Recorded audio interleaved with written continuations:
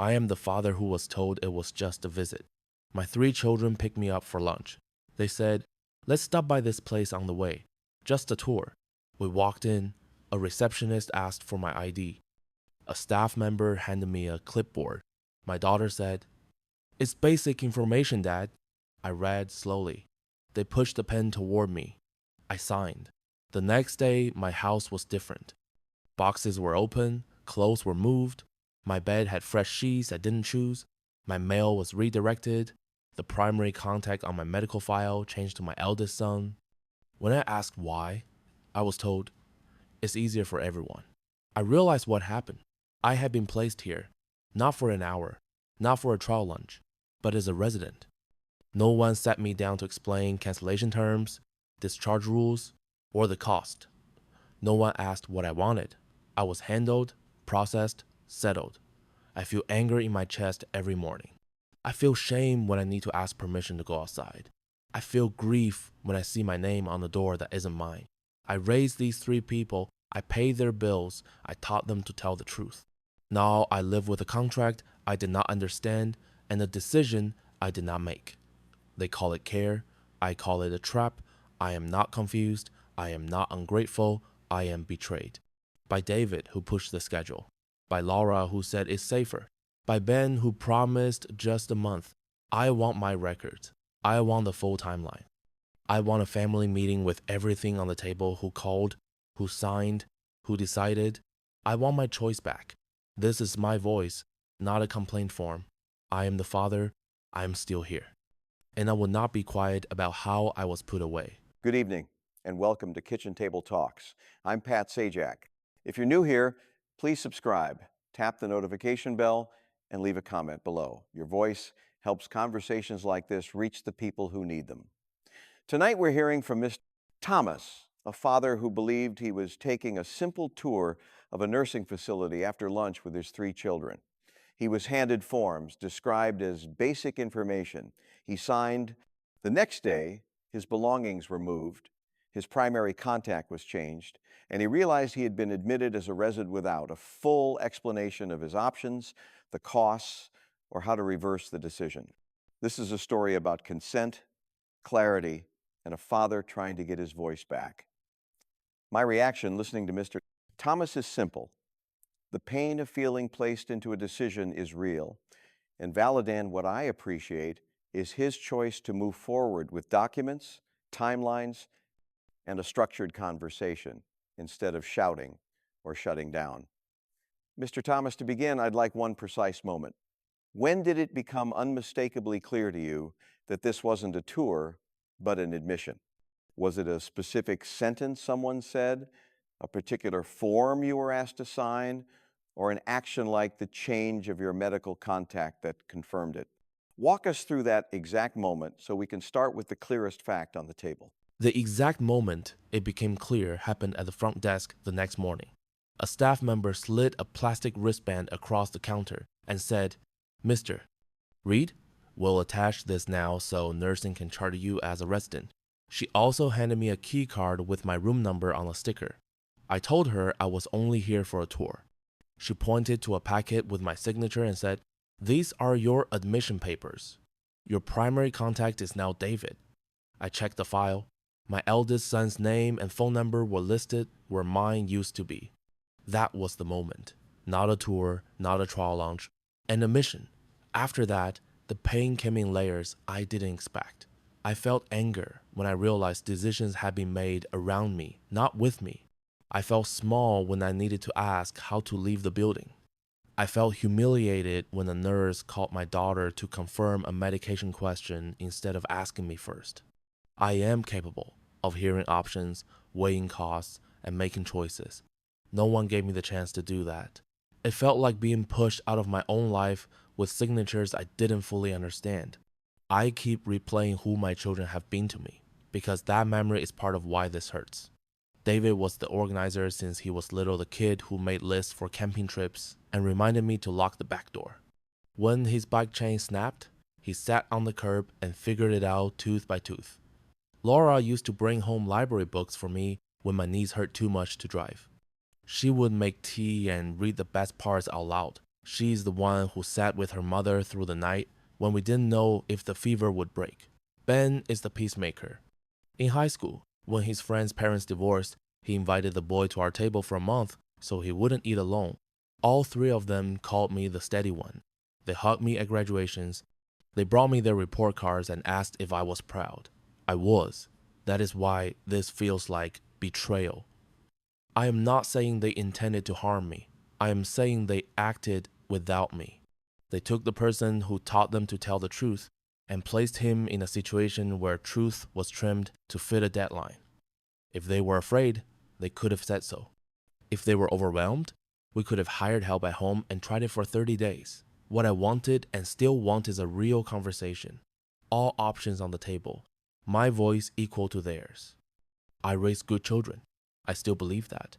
I also believe good people can make harmful choices when they are rushed, scared, or certain they know best.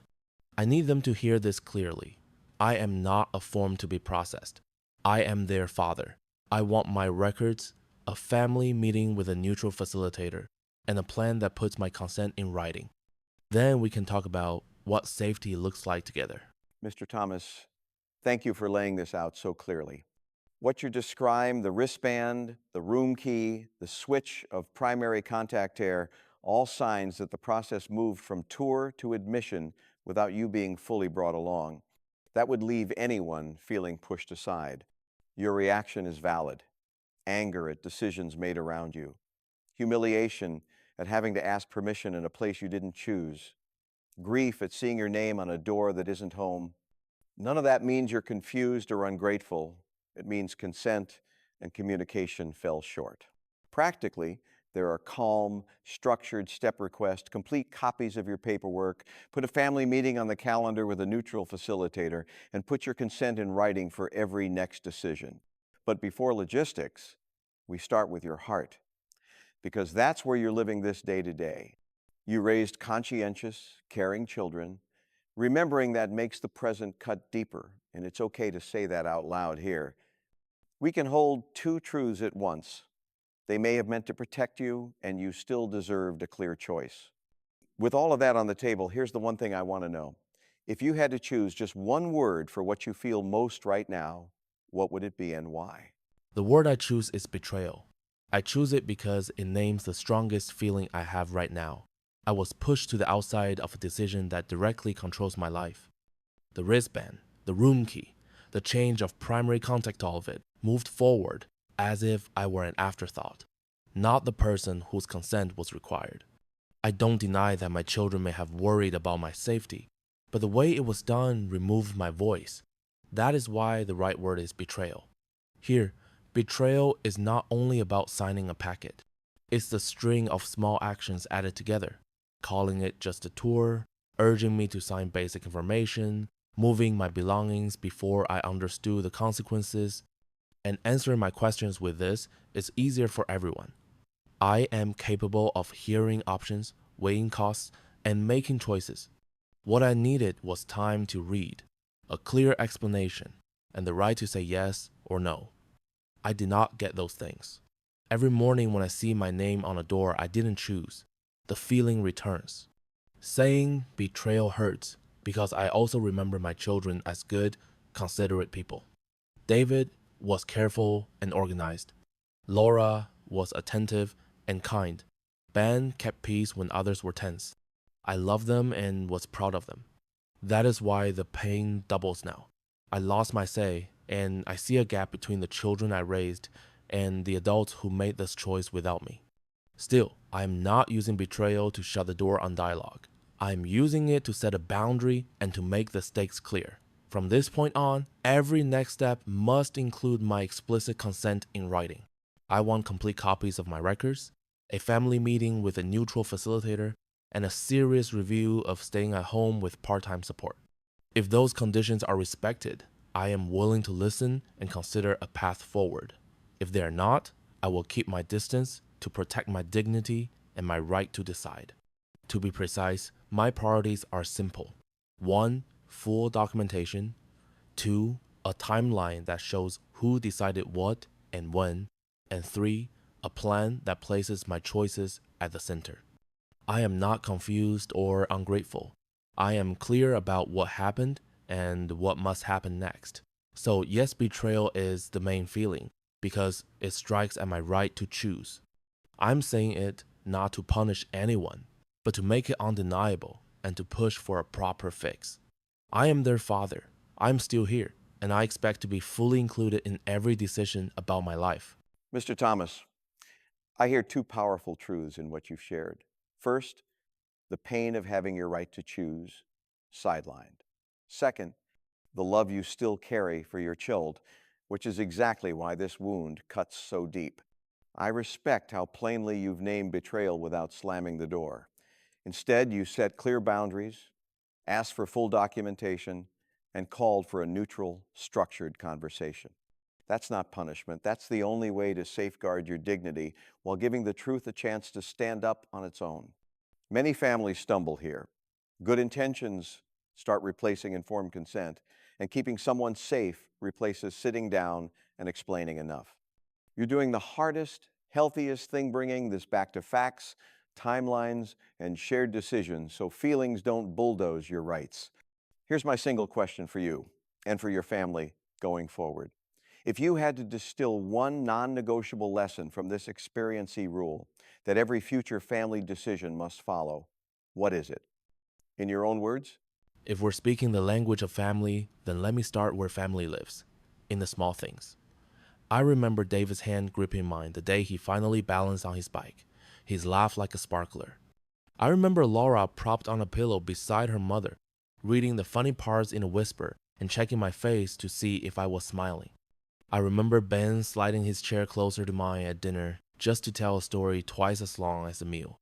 Our house was never about perfect plans. It was about waiting for one another. No one was left behind. That's why the day I realized I had been placed, not asked, felt like a door closing without a goodbye. Not because of a bracelet or a form, but because in the middle of my own family, I couldn't find the eyes that would meet mine and say, "Dad, what do you want?" I felt anger. Yes, I'm human. I felt humiliated. I'm still human. But mostly, I felt a deep HSE kind that sits in your chest like a photograph you can't put away because the warm thread between us went tight, then thin. I don't want this to turn into winners and losers. I don't want us to build a case against each other. When I lie awake at night, I'm not counting signatures. I'm replaying summers on the back porch, the chipped blue bowl Laura used for berries, the way Ben set the table crooked on purpose, David washing dishes while lecturing us about systems. I'm thinking how the rhythm of our home always made room for one more chair, one more slow moment, one more second chance. That's what I miss. That's the part I'm reaching for now. I can imagine my children's fear. Maybe they saw me walking slower and felt a rush of protectiveness that came out as decisions. Maybe they pictured a fall I wouldn't tell them about. Maybe they were tired of worrying about whether I'd remembered my pills or my keys. I know how worry can turn a loving heart into a loud, hurried one. I also know how easy it is to confuse speed with care. We lost each other in that confusion. Here's what my heart asks for. Before any talk of paperwork, before any plans, sit with me like we used to. No agenda except the truth. Let me say I'm scared of being old and in the way, and let each of you say the thing you haven't been able to say out loud. I'm afraid, Dad. That's a real conversation. That's the kind that makes the room warmer even when nothing is solved yet. I still see each of you as the child who made me proud in the most ordinary ways. David, you turned chaos into roles and labels, but you were never unkind. Laura, you could hear the draft in the room and put a blanket on it without being asked. Ben, you were always taking attendance with your eyes counting. Who needed a joke? Who needed a hand? Those gifts didn't disappear. They just got tangled up with fear and hurry. Let's untangle them together. I'm not here to punish you. I'm here to remind all of us why we matter to each other. Family means I can be angry and still set an extra plate. It means you can be scared and still ask me first. It means we choose the slower conversation because we care about how we arrive, not just that we arrive. Tonight, I want to speak as the father who is still learning. I need touch more than proof. A hand on my shoulder, a look that stays. I need words that are soft and plain. Dad, not without you. I need time with no clock in it, long enough for a sigh to turn into a sentence and a sentence into a plan. If we do that, I believe we can find our way back. We may not end up where we started. Life doesn't work that way. But we can stand in the same room again without flinching, and that will be enough to begin. I am your father. I am still here. I'm asking for something simple and brave. Let's love each other the way we used to out loud, slow, and with everyone at the table. Mr. Thomas, thank you for your steadiness, for your courage, and for trusting us with a story that lives in the softest part of a family. What I'm feeling, listening to you, is a mix of grief and deep respect. Grief, because the moment you described realizing decisions were made around you instead of with you lands like a hard knock on the heart. Respect, because you chose to speak from love rather than rage, to ask for a slower, truer conversation instead of a louder one. You didn't just describe paperwork. You reminded us what home is supposed to feel like, eyes that meet yours, a chair that's held for you, and the dignity of being asked first. To everyone watching, this is where our show earns its name. The kitchen table is not a courtroom. It's a place to breathe and tell the truth. Maybe you've been where Mr. Thomas is now older, worried about being in the way, hoping your voice still matters. Maybe you're where his children are scared, tired, trying to protect someone you love, and moving too fast because you're afraid of what happens if you slow down. Wherever you are in that circle, you're welcome here. I'd like to invite you to join the conversation with care. If you were sitting at Mr. Thomas's table, what's the first gentle sentence you would offer to begin rebuilding trust, either from the parent's chair or the child's? Not a verdict, not a speech, one sentence that opens a door. Write it in the comments so someone out there, maybe a family like yours, can borrow your language when they don't have their own yet. If this episode gave you a way to talk about something delicate at home, please subscribe to Kitchen Table Talks, tap the notification bell, and share this video with someone who might need a calmer starting point. Your comments and stories genuinely shape this space. We read them, we learn from them, and we bring them back to the table. Mr. Thomas, again, thank you. You showed us that dignity and tenderness can stand in the same sentence. You reminded us that no decision about me without me is not just a rule, it's a form of love, because it keeps people in the center of their own lives. Friends at home, take a breath before you type. Tell us, what would you say awfully clearly to the person across from you tonight? And if you want to keep having conversations like this, stay with us. We'll keep a chair open, the light warm, and the questions honest. Subscribe, comment, share, and if you have a story you're ready to tell, our table and our community are here.